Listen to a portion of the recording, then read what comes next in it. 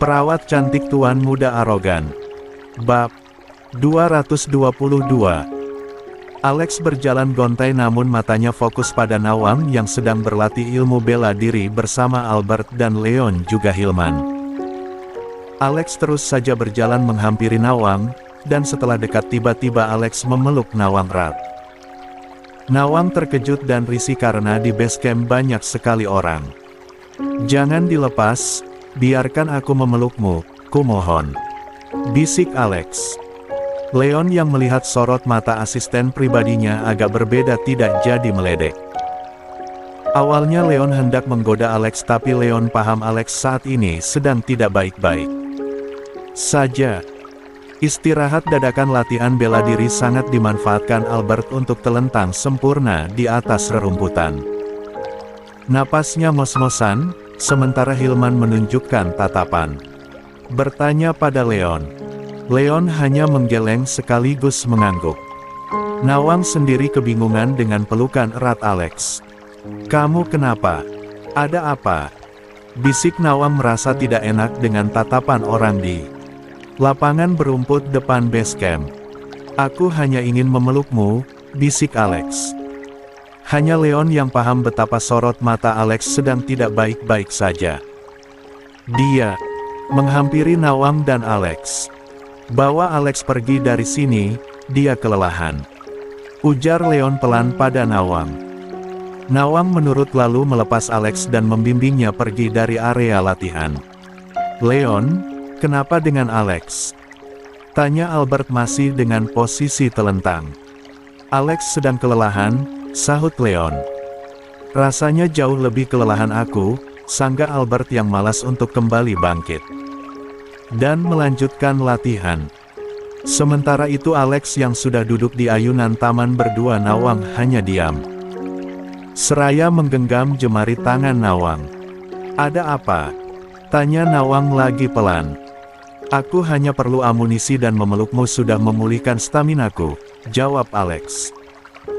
"Kamu sedang punya misi khusus?" tanya Nawang lagi. Alex menggeleng. "Keluarga Dharmawangsa sedang berbahagia, tak ada yang sedang kuselidiki diam-diam." Nawang manggut-manggut meski dia merasa heran dengan kegelisahan Alex yang jelas. Kentara. Tuan Alberto Caspian lucu, isi otaknya mungkin lebih jenius dari semua keluarga Dharmawangsa tapi fisiknya yang paling lemah. "Baru latihan 20 menit sudah seperti orang lari maraton 1 jam, ucap Nawang melihat Leon yang menarik lengan Albert agar bangun melanjutkan latihan. Alex melihat ke arah Albert. "Aku sedang menjalankan misi dari calon istri Tuan Albert tapi rasanya seluruh persendianku lemas saat harus menjalankan misi tersebut," batin Alex. "Aku harus pergi, kamu lanjutkan latihan lagi." Alex melepaskan genggamannya di jemari Nawang. Setelah mengecup pucuk kepala Nawang, Alex pergi. Dia hendak mencari tahu informasi mengenai Valerie. Jika dia mau, sudah sejak dulu Alex menggali informasi tentang mantan kekasihnya itu. Tapi Alex enggan. Untuk apa? Kini dia mau tidak mau harus mengorek informasi tentang Valerie. 1-2 informasi dia dapatkan dengan cepat. 3-4 menyusul lalu selanjutnya Alex hanya bisa termangu tanpa kata saat mengetahui aktivitas Valerie bersama para penyewanya. "Valerie, permainan apa yang sedang kamu lakukan saat ini?" gumam Alex saat melihat Valerie sibuk berganti-ganti pasangan sejak 2 malam terakhir. Alex murka. Dia pikir Valerie sudah hidup bahagia dan menikah serta tinggal di luar negeri sana. Tapi nyatanya, Alex memukuli kemudi mobil dengan kedua mata memerah, menahan amarah. Terlebih lagi dia dengan cepat mengetahui jejak ayah tiri Valerie yang ternyata ada di Indonesia. "Kau sungguh tidak tahu kalau papamu ada di sini, Val. Dia menikah lagi setelah mamamu meninggal. Kau benar-benar tidak tahu." Sorot mata Alex geram melihat Valerie bergelayut mesra di lengan pria tua dan berjalan di lorong kamar sebuah hotel bintang 5. Esoknya Alex tak bisa menahan perasaan yang dia pendam selama bertahun-tahun. Kecewa, sakit hati dan kini bertambah dengan amarah yang ingin sekali diluapkan. Alex mendatangi unit apartemen Valerie saat Valerie baru selesai dinas malam. Wajahnya tampak lelah dan penampilannya sedikit berantakan. Ketika Valerie baru saja menghempaskan tubuhnya di sofa, bel unit berdentang. Dia dengan malas bangkit dan membuka pintu lalu terpaku. Mata Valerie mengerjap, dia mengucek mata dan mengusap wajahnya. "Kamu sedang tidak bermimpi. Aku Alex." Alex merangsek masuk dan menggamit lengan. Valerie kasar.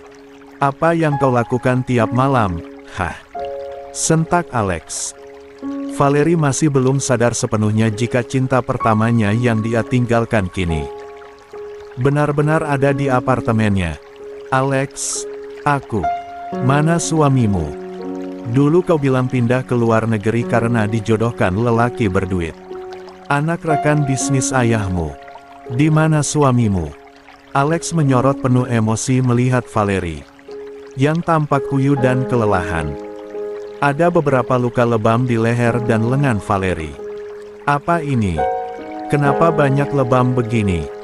Alex menyentuh leher dan lengan Valerie kasar. "Alex, lepas. Sakit," rintih Valerie. "Kamu melayani lelaki dengan penyimpangan, heh. Kau menikmatinya. Demi apa? Demi uang. Demi gaya hedonmu. Kau meninggalkan aku demi melacurkan diri seperti ini." Alex merasa sakit melihat kondisi Valerie. Dia tidak terima mengetahui Valerie hidup dalam jerat kelam dunia malam. Valerie tersenyum sinis lalu mendorong Alex keras. "Kau tidak berhak menghakimi hidupku. Kemana saja? Aku sudah menikmati perjalanan hidupku selama bertahun-tahun. Lalu tiba-tiba kau datang mempertanyakan semua yang kulakukan. Apa? Kemana saja kau bilang? Kau yang meninggalkan aku, kau yang berkhianat." "Valerie!" Alex berteriak. Valerie mulai menangis tapi wajahnya tak kalah sadis dari ekspresi Alex. "Pergi dari sini. Aku tak ingin melihatmu. Kau tak berhak mengataiku, menghakimiku, dan mencampuri urusanku. Pergi!" sentak Valerie. Kedua tangan Alex mengepal, gigi gerahamnya bergemeletuk menahan segala kecamuk rasa. "Pergi!" teriak Valerie histeris seraya mendorong Alex dan membuka pintu masuk apartemen. Alex ingin sekali memeluk Valerie. Mantan kekasihnya itu terluka sangat dalam. Alex bisa melihat dengan sangat jelas di matanya, tapi entah apa penyebabnya. "Jangan ganggu aku dan enyah dari hidupku seperti sebelumnya," ucap Valerie dingin. Lalu menutup pintu dengan kasar setelah mendorong paksa Alex keluar. Valerie meringkuk di sofa dan tergugu dengan luka hati yang kembali menganga lebar. Alex dan Valerie tak tahu jika keributan mereka dilihat dengan jelas oleh Brianna. Saat malam Brianna sengaja masuk dan tidur di unit Valerie karena berisik dengan Elena yang sibuk menghafal naskah. Brianna terduduk lemas di kamar Valerie. Jadi, cinta pertama Valerie adalah Alex. Oh, kenapa dunia sempit sekali. Aku sudah membuat sepasang kekasih yang tersakiti itu bertemu dan membuat luka mereka kembali basah. Maafkan aku, Val. Aku tak tahu. Batin Brianna sedih seraya bersandar di dinding kamar.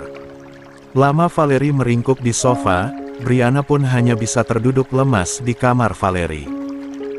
Lalu terdengar ponsel Valerie berdering. Tanpa masuk kamar Valerie pergi lagi dari unit apartemennya dan itu membuat Brianna lega. Dia segera membereskan tempat tidur dan segera keluar dari unit Valerie. Aku harus bertemu Alex dan menjelaskan kenapa Valerie dulu pergi meninggalkannya. Dia tidak boleh salah memahami maksud Valerie. Batin Brianna segera menghubungi Alex. Alex dan Brianna berhadap-hadapan di tempat kemarin mereka bertemu. Alex memberikan informasi keberadaan ayah tiri Valerie bersama foto-foto keluarga baru ayah tirinya. Aku akan menghajar lelaki ini. Dia sudah menjual putrinya sendiri, biadab.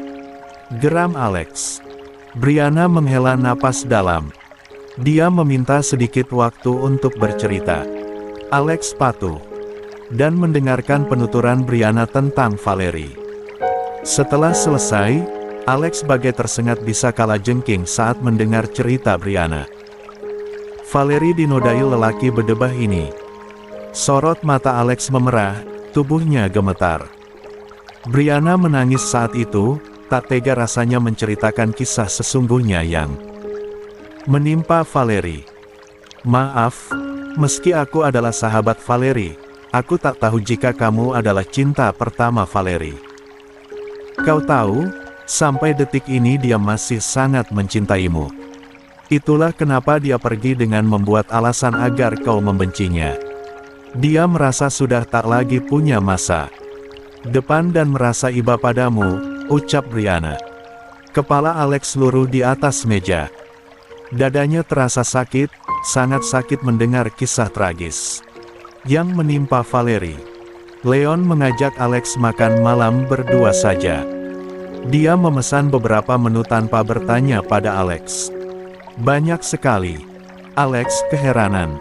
Makanlah sepuasnya. Tita Alex mulai mencicipi satu persatu hidangan di atas meja. Kau sedang lapar sekali? Tanya Alex pada Leon. Iya, jawab Leon. Alex ikut menikmati hidangan di atas meja dengan kurang antusias. Leon sebetulnya sengaja memesan banyak hidangan. Alex tidak akan berselera makan jika ada sesuatu yang sangat mengganggu pikirannya. Leon paham betul hal itu. Apa yang sedang mengganggu pikiranmu? Tanya Leon. Alex diam saja. Tak mau berbagi denganku? Tanya Leon lagi. Aku punya masa lalu yang sudah aku kubur dalam-dalam. Tapi baru-baru ini menyeruak ke permukaan tanpa sengaja. Rasanya bagai dentuman semburan api naga-naga. Di game-game yang sering kita mainkan, jawab Alex. Wow, dahsyat sekali berarti. Alex mengangguk. Cinta? Tanya Leon hati-hati. Alex mengangguk pelan. Kak Nawang tahu. Alex menggeleng. Apa getaran dentuman itu cukup membuat goyah hubunganmu dengan Kak Nawang? Alex menggeleng. Sekokoh itukah cintamu pada Kak Nawang? Masa laluku begitu manis dan mendebarkan. Perlu waktu sangat lama untuk bisa menghapus cinta sekaligus benci yang kurasakan. Tapi dentuman yang kini melanda hatiku terjadi karena ternyata aku membenci sebuah kesalahpahaman. Rasanya sakit, luar biasa sakit. Hingga luka lebar yang sudah terbalut pulih itu kini cedera kembali. Tapi cedera itu tidak mengganggu kasih yang kupunya untuk Nawang, ucap Alex terlihat jujur. Leon manggut-manggut. Mimi Susana pernah berpesan pada Kak Nawang untuk tidak terlibat dengan lelaki yang belum selesai dengan masa lalunya. Apa dentuman yang kini sedang terjadi bisa kau selesaikan dengan cepat? Tanya Leon. Entahlah. Alex merasa sangsi. Leon menghela napas dalam. Gestur tubuh, cara berbicara bahkan senyum Leon mirip sekali dengan Reza Dharmawangsa. Pemuda tampan itu mengeluarkan 2 tiket menginap di resort Bali milik papa tercinta. Pergilah berlibur selama kau mau. Tiket ini untuk 2 orang. Jika ingin pergi sendiri aku akan bilang pada Kak Nawang kau sedang menjalankan tugas dariku, ucap Leon. Alex menatap 2 tiket liburan tanpa batas waktu di atas meja. Tiket khusus yang hanya diperuntukkan untuk kalangan eksklusif. Alex mengambil 1. Dia memang perlu waktu untuk menyendiri. Leon menghargai pilihan Alex lalu mengambil kembali tiket satunya. Apa 3 hari terlalu lama? Tanya Alex. Leon mengekeh. 1 bulan pun silakan, Lex. Tapi mungkin aku akan rindu berat padamu jika kau menghilang selama itu. Alex tersenyum. Dia selalu menyukai gelak tawa Leon yang renyah, tampan serta bersahabat. Aku pun tak ingin berlama-lama jauh darimu, sahut Alex.